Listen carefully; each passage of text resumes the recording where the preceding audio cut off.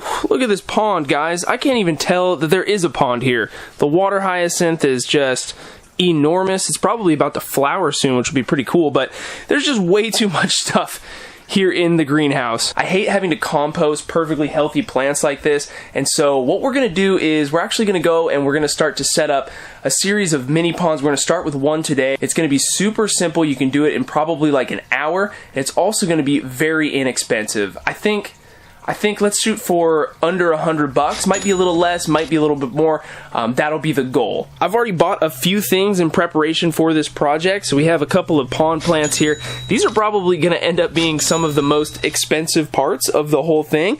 But let's head upstairs to the deck and let's see what we're going to be using to basically construct our pond in. And I see a slug. So here it is, guys. This is a planter pot from Lowe's. It doesn't have any holes in it. I believe it's 20 inches across, and it cost me roughly $16. And I chose this one because it had this cool design on the outside, almost like a wine barrel.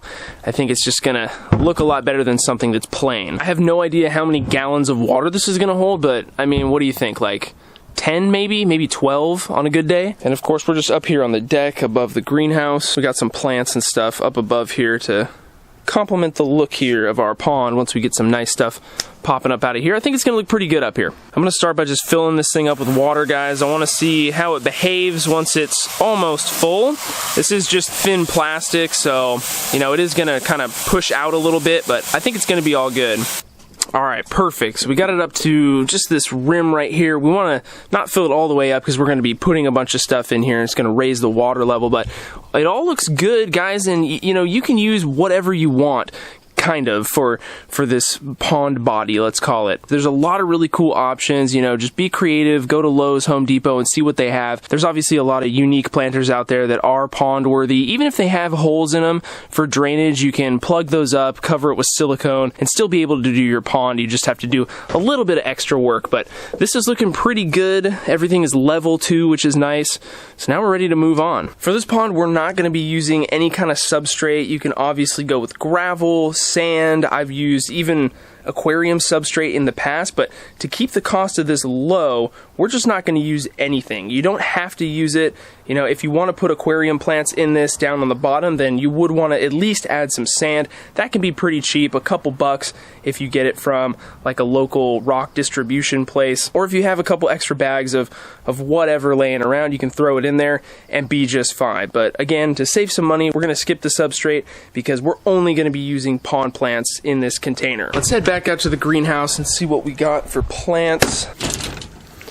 I know that I want to use this tall guy right here as kind of a centerpiece. We might actually take out some of this papyrus too from this guy because, I mean, again, we need to make room in here to actually see what we're doing.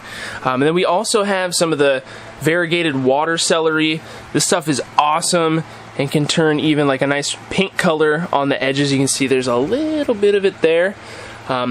So we want to incorporate these three probably, and then of course the water hyacinth, and we will take out some of the sylvinia as well. But isn't it crazy how this space is transformed in only like a month, guys? I mean, it is so overgrown in here. It looks awesome. Even some of the plants that I was a little concerned about, the terrestrial ones like the palms, are starting to shoot out new leaves, so that's super, super exciting. All the coleus down here is looking really, really awesome. The creeping Jenny is starting to blend its way over here into the path, which is really awesome. Of course, my carpet here of the Corsican mint is just super lush. It filled in really, really nicely, and it's hanging way over the edge of this pond. There's a snail, look at that. Fish are still doing really good. So things are doing really, really good in here. Still need to get a bench over here to sit. I kind of just come in here and have to uncomfortably squat down and hang out, which isn't cool, but we're getting there. But yeah, let's grab some of these plants. We'll head back upstairs to the deck and we'll talk about how we can start decorating.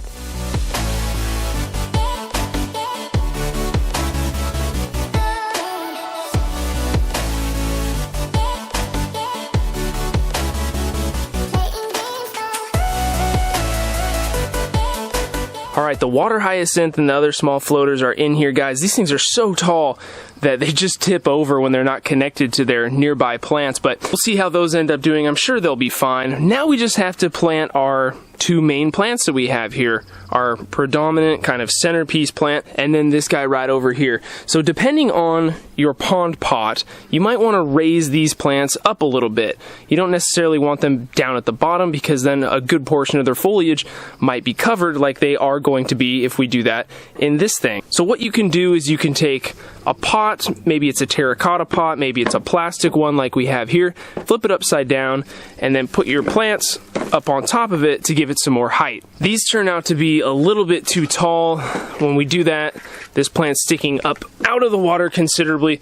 So what we're going to do is use this smaller pot. Now this smaller pot is actually what aquatic plants are more or less meant to be potted in. So you can see that there is just notches throughout the whole thing to ensure really good water flow. Unfortunately, these things cost $3 at least a piece, so in order to save money, we're going to keep our plants in these smaller pots that they came in, and we're just going to take a knife and cut some slots in the side. Because this setup is so small, we don't necessarily need to put our plants into bigger pots to encourage them to grow super huge, because we don't really want that over here in this setup.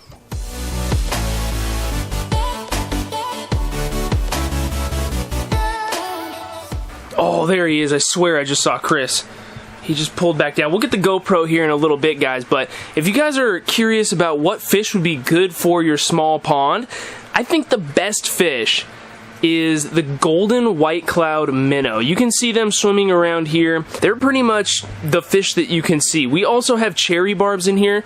Let me go grab some food really quick. That'll help bring them up to the surface so you can actually see them. But the golden white clouds are just the perfect color that you can see them from the top of the water, okay? The cherry barbs, they're in there feeding too, or they will be here in just a second, but it'll be much harder to see them on camera and in real life. The golden white clouds just have this perfect coloration to them that really makes them stand out, and that's why I think that they're perfect for this type of environment. Not to mention, they're also super cold tolerant, and they're just a hardy fish in general, so they're perfect for this.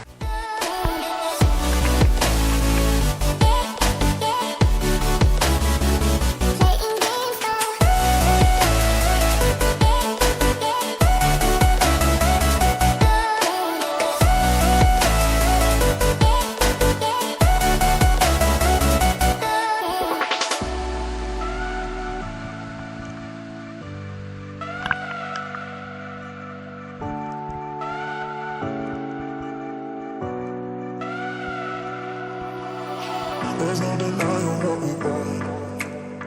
There's no denying what we want. Playing games, no. There's no denying what we want. There's no denying what we want. Playing games, no. There's no denying what we want. Back up at the pond, guys. Now we just need to talk about filtration and what you need to do now to get ready for fish if that's what you want to do. So here you can see we have the variegated water celery placed in here. It's just sitting on a small terracotta pot to hold it up at the right level. And then we also have something kind of interesting in here. So here we have a small pump. You can see the water flow on that. It's not plugged in, it's actually solar powered. So here we have the solar panel sitting up here, just right above the pond in one of those planter pots.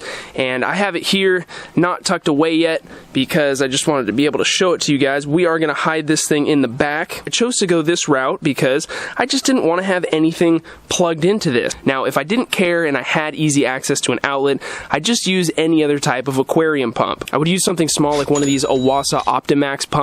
There's a few different options that are under 200 gallons per hour, which would be perfect for something small volume like our pond. And guys, you could also just grab a hang-on back filter. So here is a, what is this, an AquaClear 20 or something like that. You can just hang it over the edge there, adjust this to get it to sit right, and then just run it like it's a 10-gallon aquarium. But because all of our outlets are taken up by the greenhouse and the lighting up here on the deck, we don't have that option. So we went with the solar option to see how it would work out. I mostly have this pump in here for just good water flow. I'm not really concerned about there being any problems with ammonia, nitrite, or nitrate. We have these nice plants in here that are going to filter that stuff out if those chemicals present themselves. On top of that, we'll probably keep a very light fish load in here, if any at all. I think a lot of people out there might just want to have one of these without the fish. That way, it's essentially a zero care feature.